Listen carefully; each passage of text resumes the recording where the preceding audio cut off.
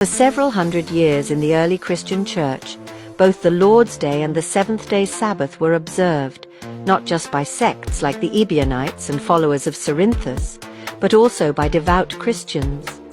As the historian Baronius records, and as scholars like Gomarus and Rivet acknowledge, many early believers felt bound by conscience under the gospel to dedicate even more time to God's service than the Jews had under the law, rather than less. John Giesler, a church historian, wrote in Volume 1, Chapter 2, "Yet for some 100 years in the primitive church, not the Lord's Day only, but the seventh day also, was religiously observed, not by Ebion and Cerinthus only, but by pious Christians also, as Baronius writeth, and Gomarus confesseth, and Rivet also that are bound in conscience under the gospel, to allow for God's service a better proportion of time than the Jews did under the law, rather than a worse." Lyman Coleman, another Christian historian, offers further insight in his book. The last day of the week was strictly kept in connection with that of the first day for a long time after the overthrow of the temple and its worship. Down even to the 5th century, the observance of the Jewish Sabbath was continued in the Christian church, but with a rigor and solemnity gradually diminishing until it was wholly discontinued. This indicates that Sabbath observance persisted in the Christian church for centuries. Regarding Sunday, Coleman notes, "The observance of the Lord's Day, by this he means Sunday, was ordered while yet the Sabbath, the seventh day of the Jews, was continued. Nor was the latter superseded until the former, Sunday, had acquired the same solemnity and importance which belonged at first to that great day which God originally ordained and blessed." Genesis 2. But in time, after the Lord's Day was fully established, the observance of the Sabbath of the Jews was gradually discontinued and was finally denounced as heretical. He further emphasizes that there was no direct command from Jesus or the apostles to change the Sabbath.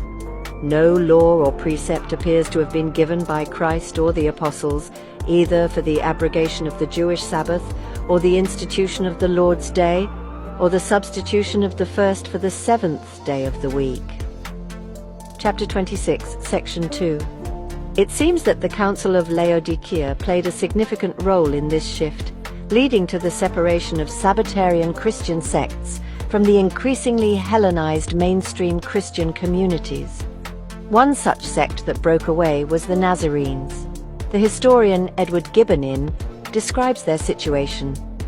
The Jewish converts, or as they were afterwards called, the Nazarenes, who had laid the foundations of the church, soon found themselves overwhelmed by the increasing multitudes that from all the various religions of polytheism enlisted under the banner of Christ. The Nazarenes retired from the ruins of Jerusalem to the little town of Pella beyond the Jordan, where that ancient church languished above 60 years in solitude and obscurity.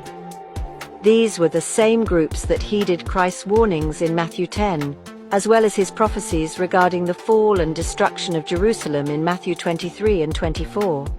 Another lesser-known Sabbatarian Christian group was the Hypsistarii, who observed the Sabbath but did not practice circumcision. However, when the Catholic Church became dominant, they were labeled as heretics. Moras, Part 67, describes them as follows. There was another sect which called themselves Hypsisterians, that is, worshippers of the Most High God, whom they worshipped as the Jews only in one person. And they observed their Sabbath, and used distinction of meats, clean and unclean, though they did not regard circumcision, as Gregory Nazianzen, whose father was one of this sect, gives the account of them. Sabbath observance also continued in the Eastern Christian churches for several centuries.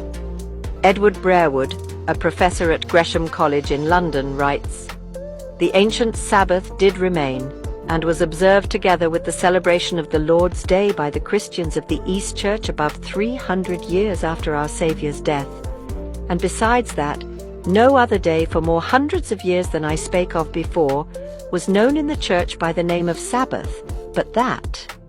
This historical evidence suggests that the transition from Sabbath observance to exclusive Sunday worship was a gradual process influenced by church councils, Romanization, and theological shifts rather than by any direct command from Christ or the apostles.